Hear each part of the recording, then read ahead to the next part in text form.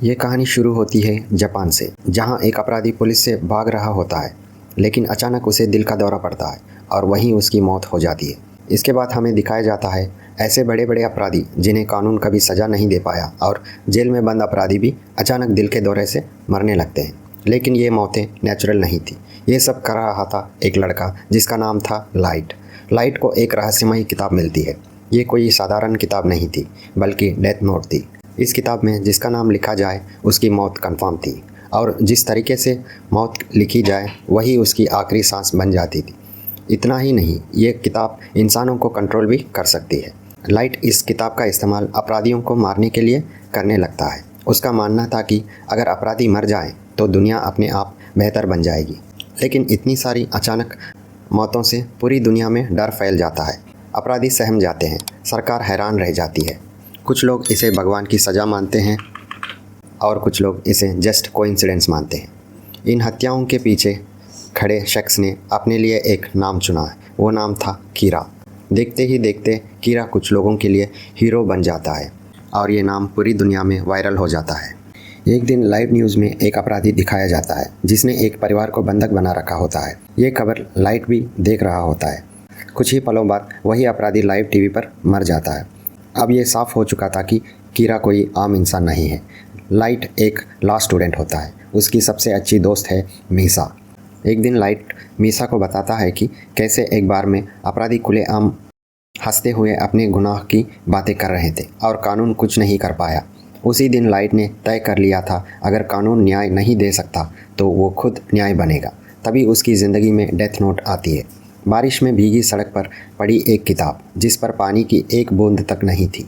Light इस किताब को घर ले जाता है। किताब में रूल्स पढ़ता है। शुरुआत में उसे इस पर भरोसा नहीं होता, लेकिन जब वो एक अपराधी का नाम लिखता है और अगली सुबह वही अपराधी मरा हुआ मिलता है तो लाइट सन्न रह जाता है। वो दोबारा टेस्ट करता है। बार में बदतमीज़ी करने वाले अपराधी का नाम लिखता है। मौत का तरीका दिल का दौरा, और कुछ ही मिनटों में वो आदमी लाइट की आंखों के सामने मर जाता है। अब लाइट को पूरा यकीन हो चुका था। तभी उसके सामने आता है डेथ नोट का असली मालिक, मौत का देवता शिनगामी। शिनगामी बताता है कि सिर्फ किताब का मालिक ही उसे देख सकता है। उधर जापान की पुलिस इन मौतों की जांच शुरू कर देती है और पता चलता है मरने वाले सभी अपराधी थे। इस केस को संभाल रहे थे लाइट के पिता, लेकिन केस कॉम्प्लिकेटेड था, इसलिए एक सीक्रेट डिटेक्टिव को बुलाया गया। उसका नाम था एल कभी सामने नहीं आता। ना उसका चेहरा कोई जानता है, ना उसका असली नाम। एल साबित कर देता है कि ये मौतें नेचुरल नहीं है। सभी की मौत दिल के दौरे से हुई थी। एक दिन एल लाइव टीवी पर आता है और कहता है कीरा कोई भगवान नहीं, वो एक कातिल है। ये सुनकर लाइट को बुरा लगता है और एल का नाम किताब में लिखता है, लेकिन जो एल मरता है वो नकली होता है। असली एल सामने आता है और कहता है कीरा, मैं असली एल हूँ। यहीं से शुरू होती है दिमाग की सबसे खतरनाक जंग। एल खुद को जस्टिस कहता है और कीरा को कातिल। शक की सुई धीरे धीरे लाइट पर आती है, लेकिन लाइट हर चाल का जवाब देता है। वो FBI एजेंट्स को भी रास्ते से हटाने लगता है। एक एक करके सभी एजेंट मारे जाते हैं। पुलिस डर जाती है और पहली बार एल सामने आता है। वो दिखने में एक बच्चा जैसा लगता है, लेकिन दिमाग किसी शैतान से कम नहीं।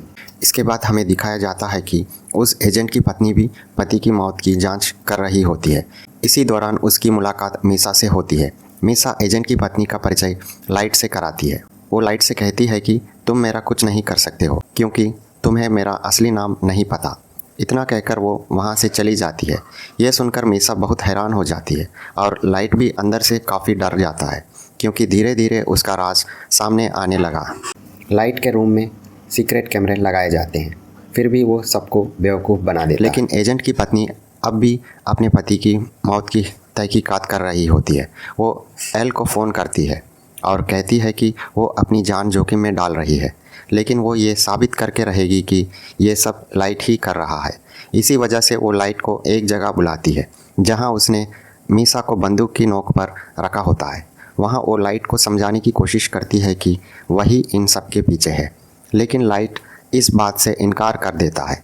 इसी मौके का फ़ायदा उठाकर मीसा वहाँ से भागने की कोशिश करती है।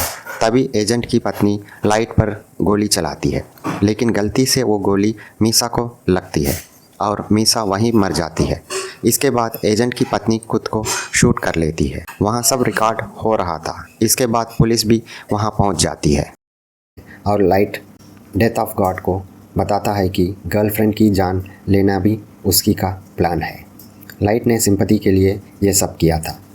अब साफ है लाइट इंसान नहीं रहा। वो अपने पिता के साथ कीरा को पकड़ने का नाटक करता है ताकि उस पर कोई शक ना करे। आखिर में लाइट और एल आमने सामने होते हैं और यही ये कहानी ख़त्म होती है।